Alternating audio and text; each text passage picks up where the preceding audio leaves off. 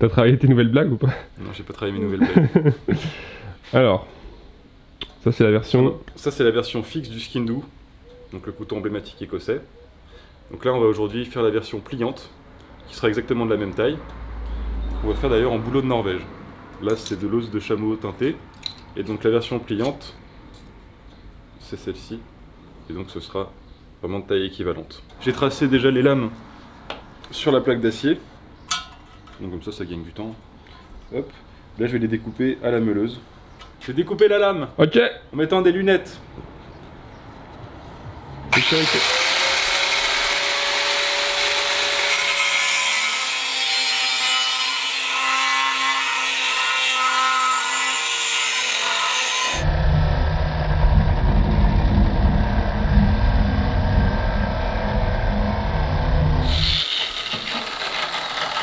C'est chaud.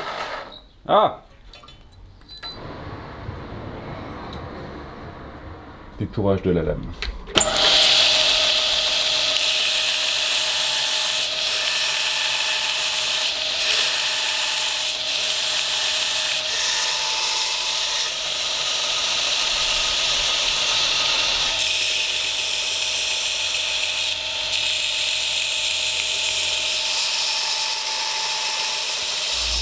J'ai fini le détourage de la lame, c'est encore un peu chaud là. J'ai détouré les platines avant que j'ai tracé aussi de la même manière. Donc tout est détouré. Maintenant je vais passer au perçage.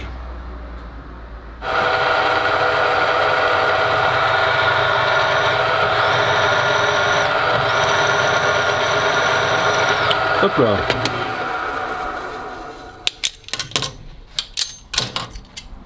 Magnifique trou d'axe. J'ai percé la première platine. Je vais contre-percer la deuxième platine pour avoir vraiment les trous en face. C'est mieux. Sinon ça va poser des problèmes.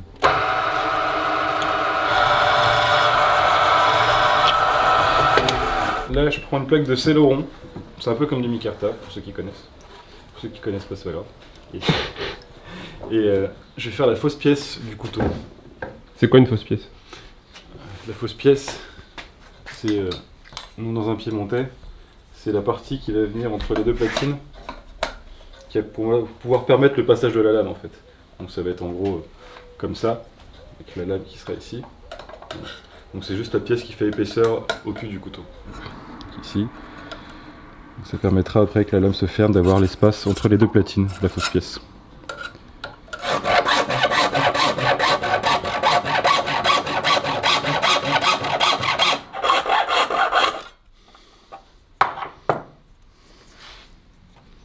Là je vais percer le trou de butée qui sera ici. Je vais faire juste le montage. Si je peux le faire dans le bon sens, c'est pas mal. Donc la fausse pièce qui n'est pas encore détourée.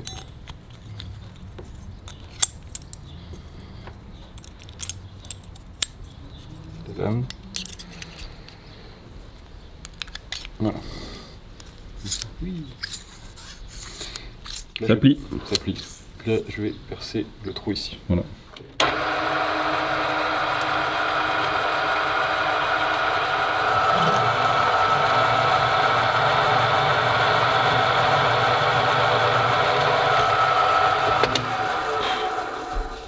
Et donc là, je vais commencer à faire le détourage, dans le sens où je vais mettre juste ici le dos du couteau, complètement à fleur, entre la lame, les platines et la fausse pièce.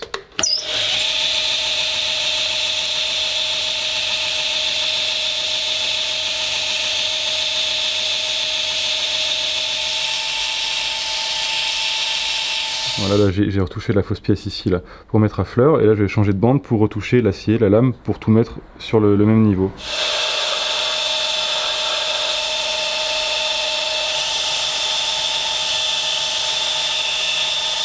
Là je vais faire la préparation à l'ajustage.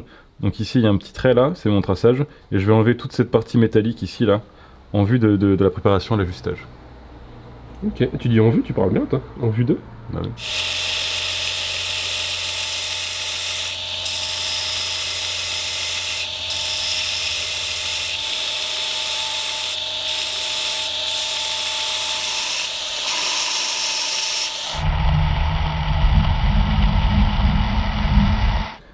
Donc là, je vais réaliser l'ajustage de mon couteau. Donc en fait, c'est le système que j'ai mis au point il y a quelques années qui s'appelle le système click.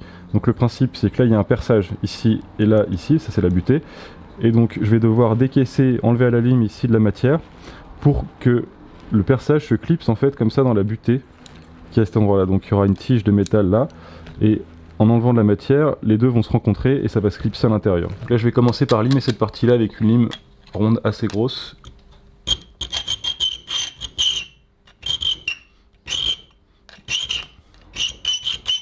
Bien sûr, c'est une étape à faire avant que ce soit trempé, sinon on ne peut plus limer.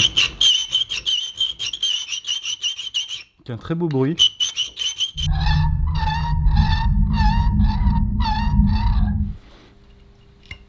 Hop. Voilà, donc là c'est la première étape d'ajustage.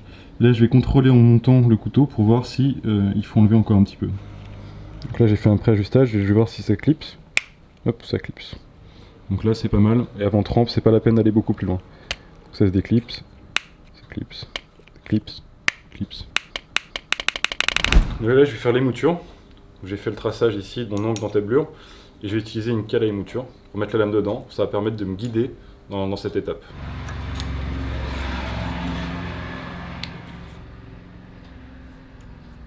L'émouture, c'est en fait de passer de la section du dos au tranchant. Donc on va faire une diminution de chaque côté, faire un double biseau. C'est ça l'émouture, quoi. Donc c'est ce qui va créer le tranchant. Et ça se passe sur le backstand. Donc là je vais faire l'émouture sur le plateau. Donc je vais passer d'un côté à l'autre. Ça dure assez longtemps et c'est assez périlleux comme étape parce que faut être un peu ambidextre en fait. Ah oui? Ouais, ça chauffe beaucoup donc faut tout le temps refroidir, reposer, refroidir et toujours garder le même angle. C'est ça qui est pas évident dans les moutures.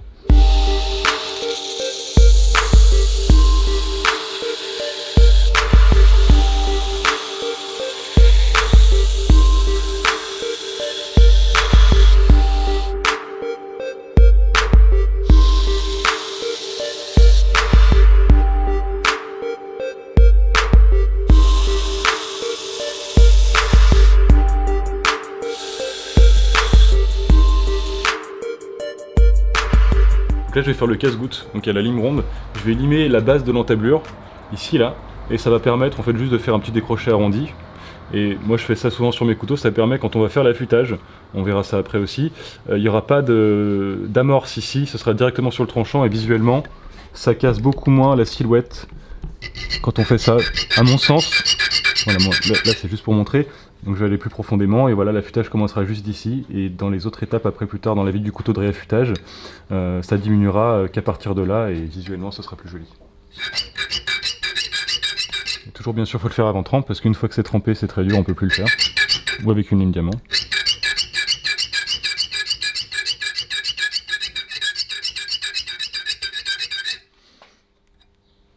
C'est pas mal.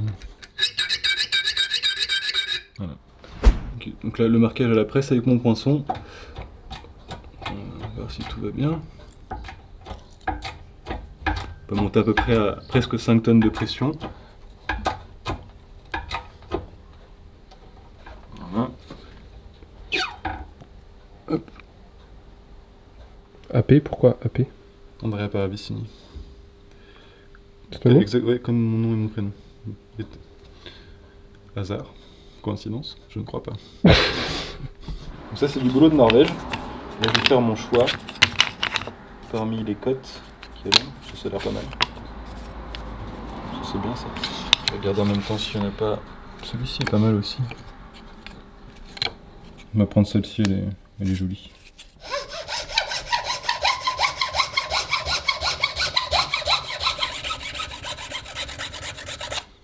Je vais faire le planage des cotes pour enlever tous les traits de scie et c'est pas très droit, donc c'est pas très bien. Donc tu vas le corriger?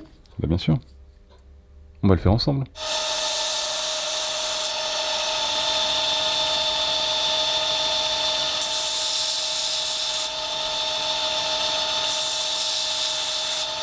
Là je vais percer les cotes donc en boulot de Norvège en diamètre 1,6 mm. Là je vais faire le traitement thermique, donc je vais mettre la lame en 14C28N qui est un acier inoxydable dans le four à 1050 degrés pendant 5 minutes. C'est parti. Il faut bien la mettre droite, faut surtout pas, si on l'incline comme ça après elle va se déformer dans le four, donc il faut bien la laisser droite dans le four.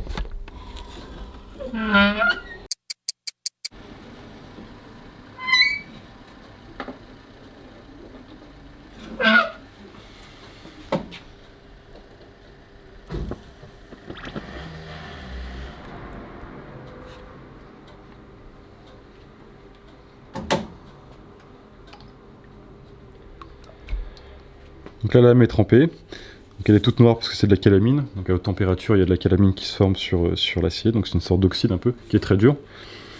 Voilà. Donc là, la lame est cassante. Je vais la placer dans un four de revenu, donc qui peut être un four ménager de cuisine comme on a à l'atelier, à 200 degrés pendant 1 heure, et ça va détendre les lésions de l'acier pour rendre sa souplesse à l'acier trempé. Donc là, ma lame est bien froide après la trempe, j'ai attendu environ 5-10 minutes maximum, et là je vais la placer dans le four de revenu, qui est donc un four ménager de cuisine à 200 degrés. Voilà. Et puis après, il ne reste plus qu'à attendre 1 heure. Merde. Un petit peu chaud. Et dans 1 heure, on pourra faire la suite. Le revenu est terminé, on va passer au mat pour décalaminer la lame.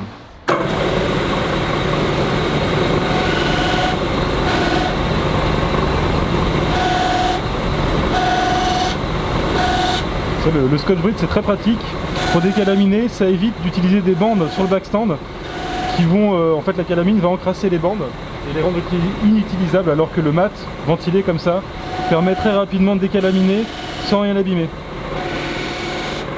Après le décalaminage, je vais passer au polissage. Donc là j'ai enlevé vraiment toute la calamine, et avec le feutre ici de polissage, on va enlever tous les traits qu'on voit de chaque côté. Voilà.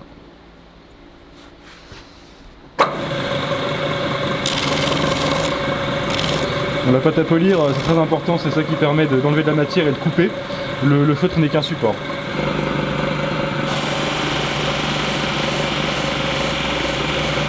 Là je vais monter les plaquettes avec les platines, donc avec les vis dans les trous taraudés. Alors il y a des étapes qu'on n'a pas vues et d'autres qu'on verra pas, puisque montrer l'intégralité de toutes les étapes ça prendrait beaucoup de temps. Pour un skin pliant, il faut environ 7 à 8 heures pour réaliser le couteau.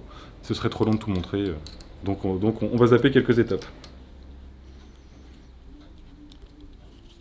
Là j'ai monté mes cotes donc avec mes platines, et là je vais faire le pré-détourage avant le montage à blanc.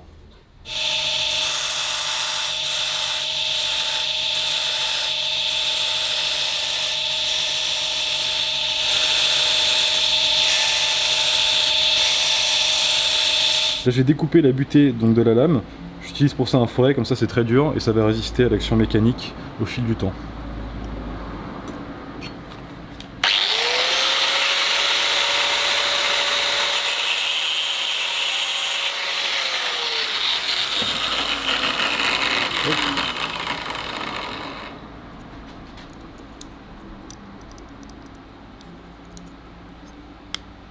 Voilà, c'est parti pour les détourages.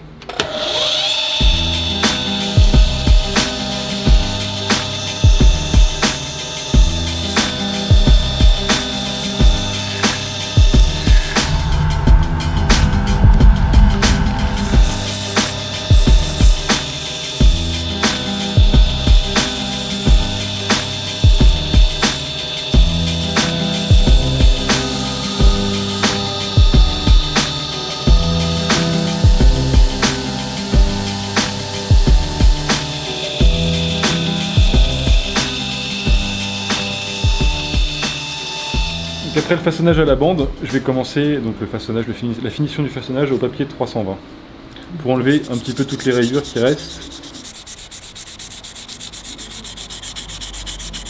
C'est une étape qu'on fait avant le polissage. 320 c'est pas mal. Après un coup de paille de fer à la 000 et pour finir la frotte ventilée pour vraiment finir de polir le bois. À l'aveugle? Ouais, c'est pas très compliqué. Hein. Même un député en marche peut le faire. Enfin... Et bah alors maintenant c'est le polissage.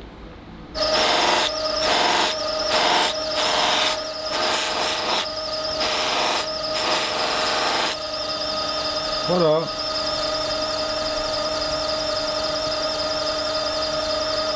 That's nice. Là j'ai démonté la lame pour pouvoir faire le devant de cote ici, donc mettre à fleur, donc le détourage, après le façonnage des pans et après le polissage.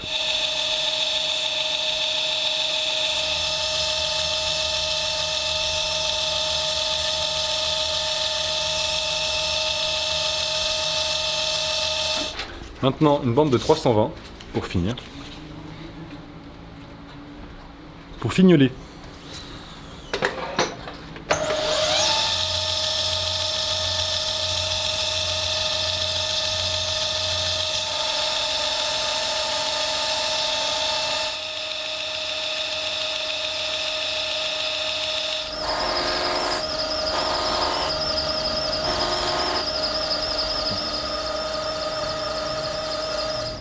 Je vais polir les petites têtes de vis, ici et là, à la frotte cousue, avec une pâte à polir qui va la rendre miroir.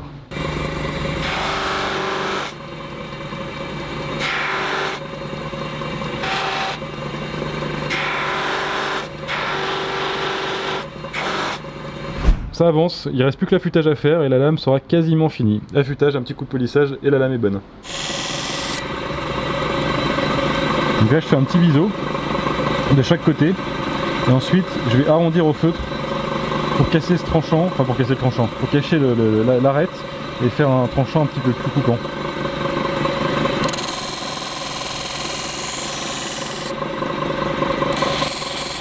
Là j'arrondis, je vais bomber.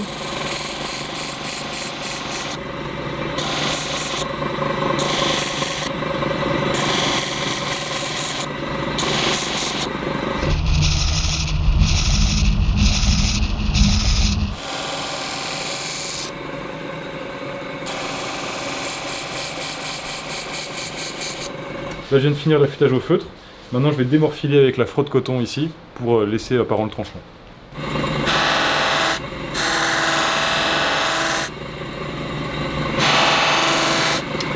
Voilà, maintenant ça coupe.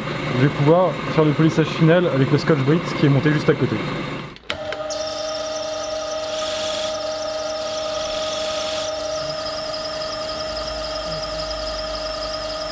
Je vais commencer le montage final du couteau. Je vais commencer par fixer donc la fausse pièce en céloron. Je vais me mettre sur l'établi. Ensuite, je vais placer l'axe de la lame. Je mets une rondelle téflon de chaque côté pour le glissement pour la lame. Ça le rend beaucoup plus fluide dans le fonctionnement.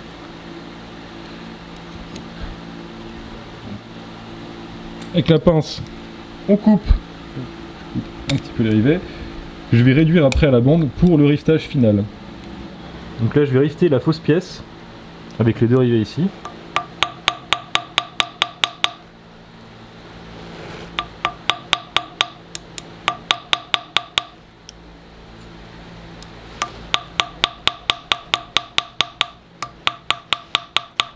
Là je vais procéder au rivetage définitif de l'axe.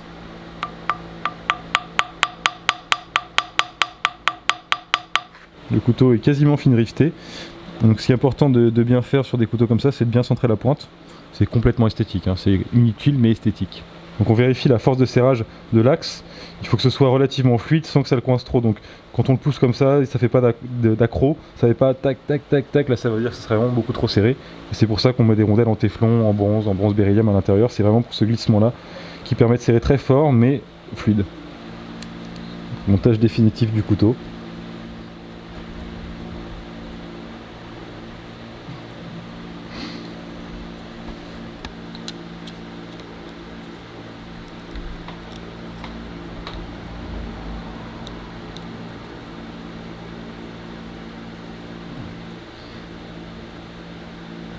C'est fini.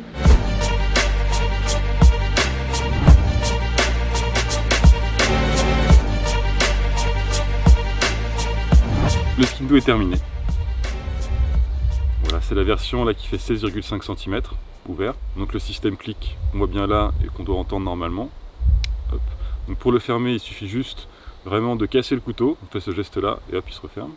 Et donc pour l'ouvrir, c'est la même chose. On continue le geste vers l'arrière pour le clipser. Donc ça c'est le modèle 16,5 cm. Ensuite, j'ai fait un modèle géant qui paraît pas beaucoup plus grand mais qui fait quand même 18,5 cm et ça fait une bonne différence en comparaison. Voilà. Et après il y a le modèle mini, tout petit, qui est une sorte de petit bijou en fait, moi que j'aime bien faire, j'appelle un petit bijou, qui est tout petit, là en ivoire de mammouth. Le petit Skindo mesure 12,5 cm. Donc en comparaison du géant, voilà, ça fait une bonne différence. Et après je travaille aussi des matériaux synthétiques, par exemple là j'en ai un qui est fait en Juma serpent, donc c'est une résine composite qui est assez marrante avec des motifs serpents.